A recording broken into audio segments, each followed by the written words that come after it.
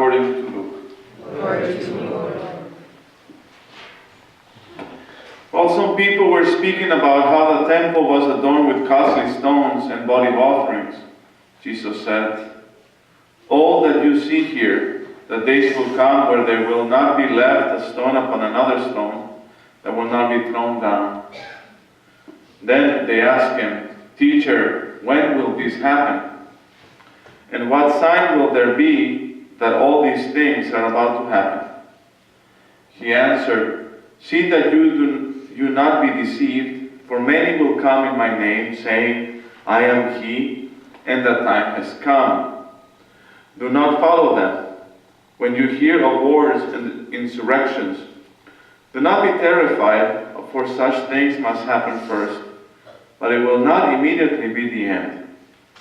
Then he said to them, "Nation will rise against nation, and kingdom against kingdom. There will be powerful earthquakes, famines, and plagues from place to place, and awesome sights and mighty signs will come from the sky. Before all this happens, however, they will seize and persecute you. They will hand you over to the synagogues and to prisons, and they will have you led before kings and governors because of my name. It will lead to your giving testimony. Remember, you are not to prepare your defense beforehand, for I myself shall give you a wisdom in speaking, that all your adversaries will be powerless to resist or refute. You will even be handed over by parents, brothers, relatives, and friends, and they will put some of you to death. You will be hated by all because of my name, but not a hair on your head will be destroyed. By your perseverance, you will secure your lives." The Gospel of the Lord. Praise to you, Lord Jesus Christ.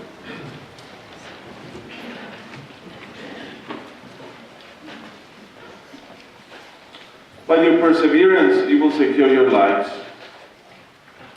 Jesus' promise in the Gospel today comes as we near the end of the liturgical year.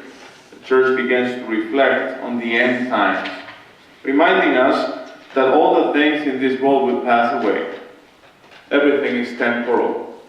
We find ourselves tested, as it were. And sometimes we lose sight of where Jesus is. The sad reality sometimes is that we lose sight of Him. We lose sight of Him.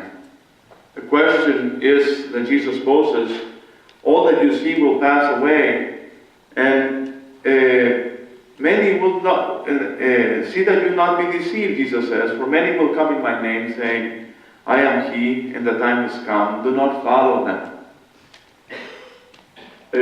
What happens to us many times is that we lose sight of Jesus. Where is the Lord? Knowing where Jesus is a Christian virtue.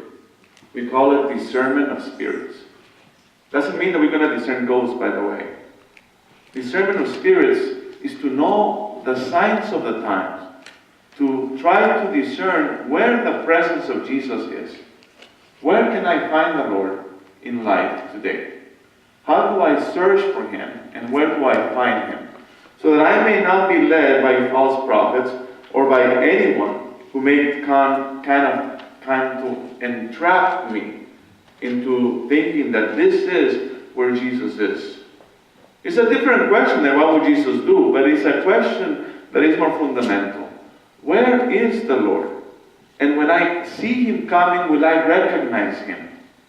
Will I know that it's Him who is among in our midst? There are many, even nowadays in the 21st century, we too must take heed that we're not led astray, because many will come in His name. The Christian virtue of discerning is this.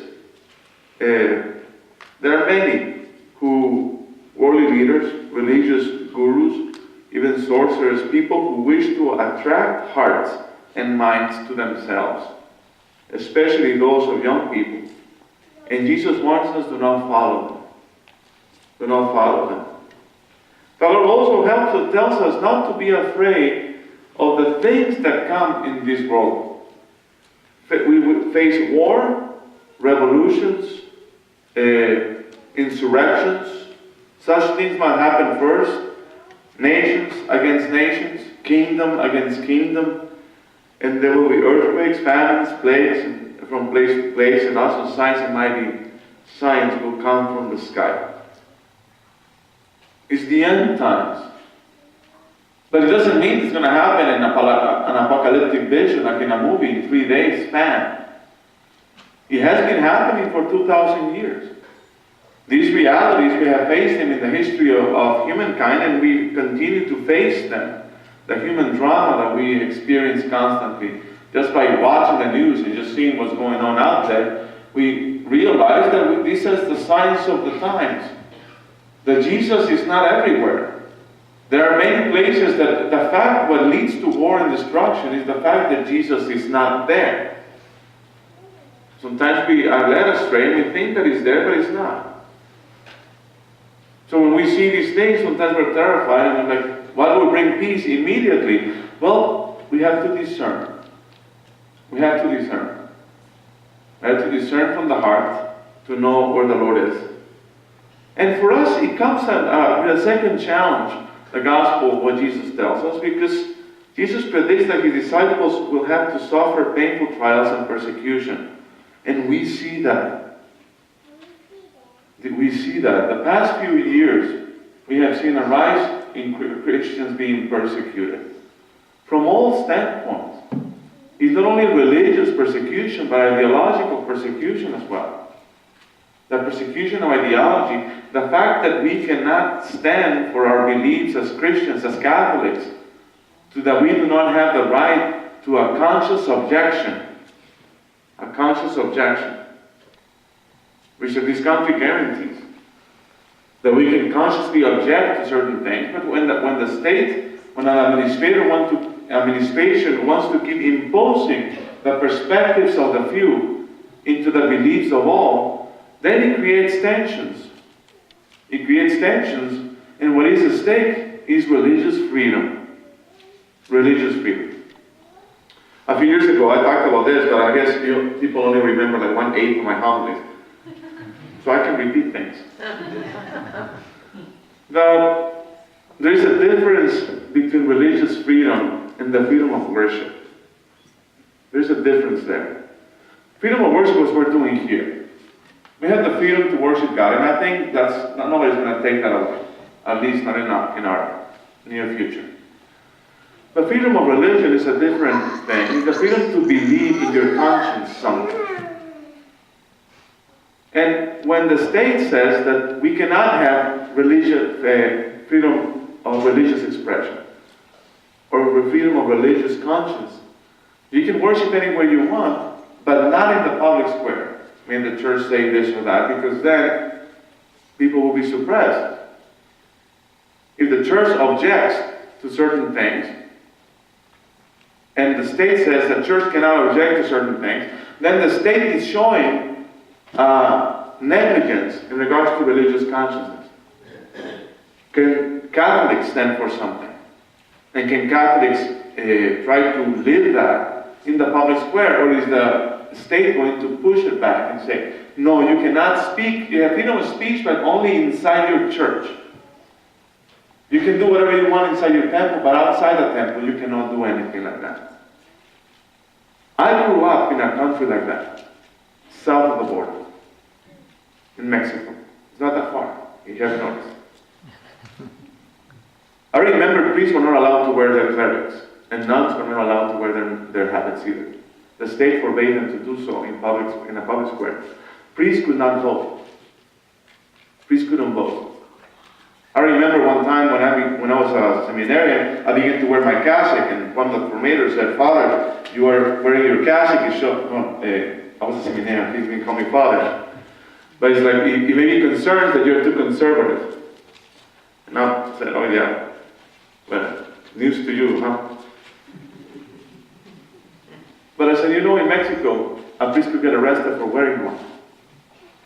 So in reality, perspective is a sign of freedom. That to this day, I try to exercise. I have a right to do what my conscience tells me that is right.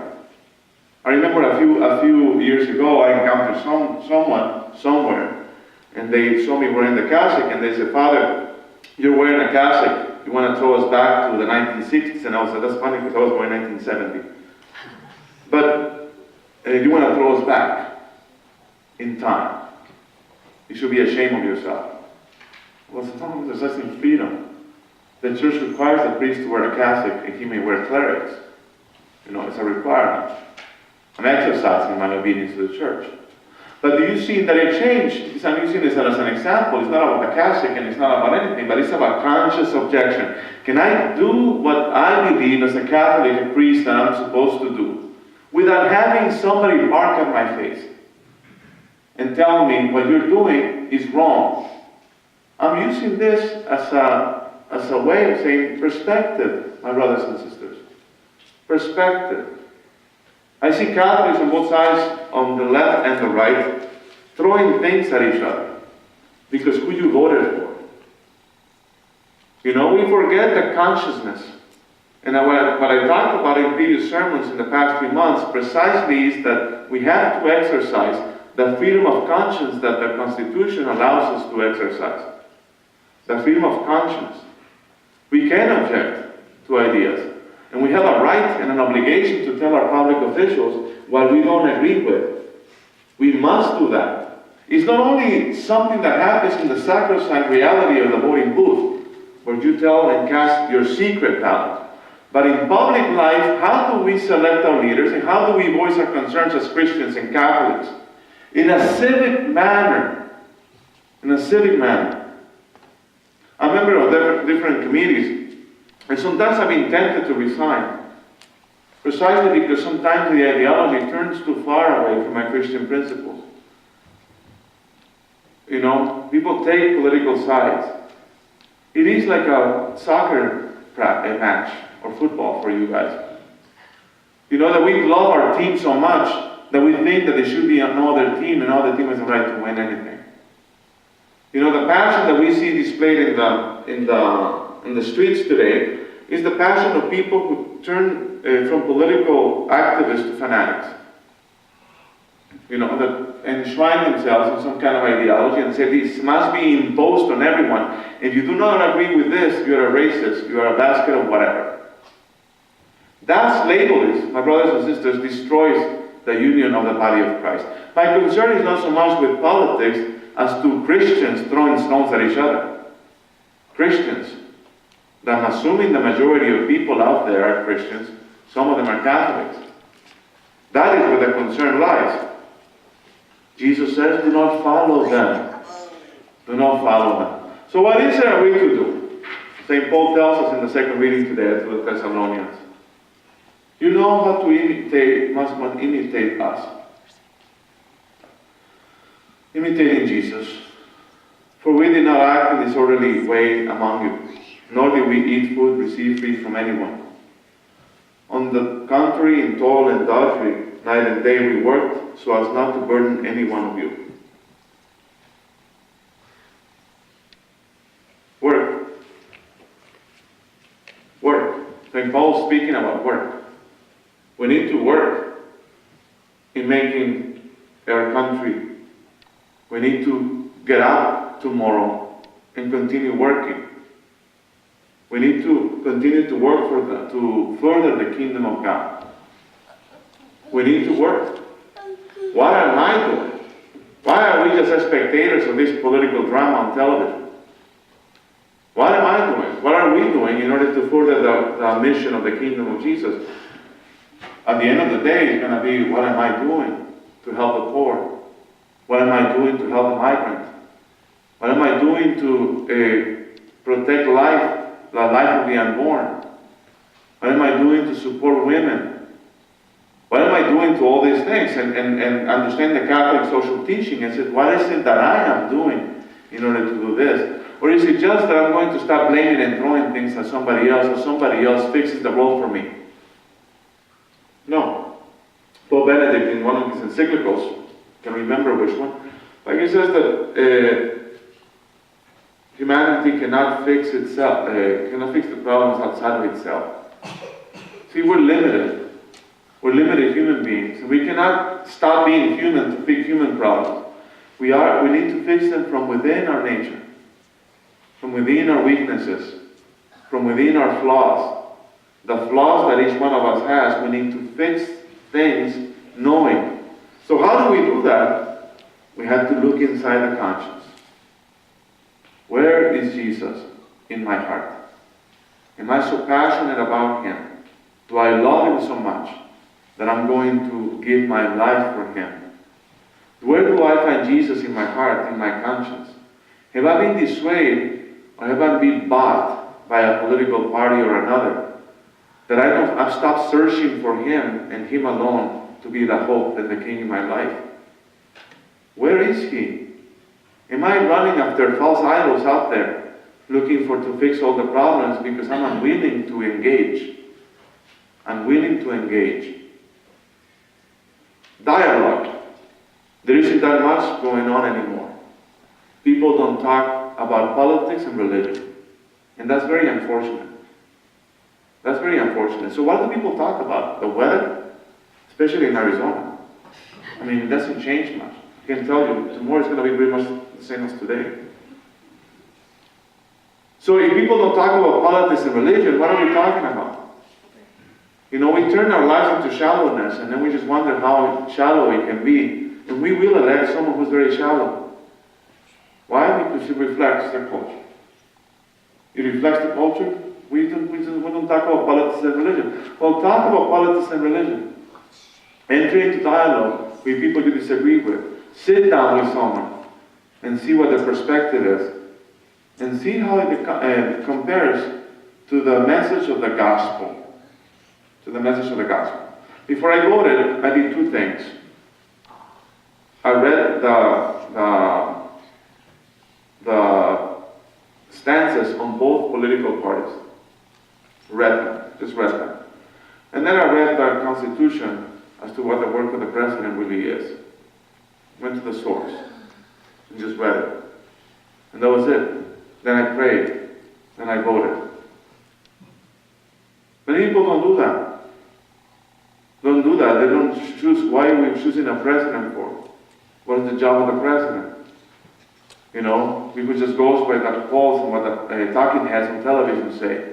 But we don't go to the source. What is the stance of this political party or another? How do these matches with my Catholic faith? Am I going to leave my Catholic faith outside the polling booth? Is the Catholic faith something I can take off and put it on only on Sundays? Well, those are the questions that you need to mingle with. So pray to the Lord and ask the Lord. We pray and offer the Mass for our elected officials, and we ask the Lord to give us guidance. And also pray for peace in our country, that whatever passions or misguided passions people have may be healed by the power and the mercy of Jesus. In the name of the Father, and the Son, and the Holy Spirit. Amen.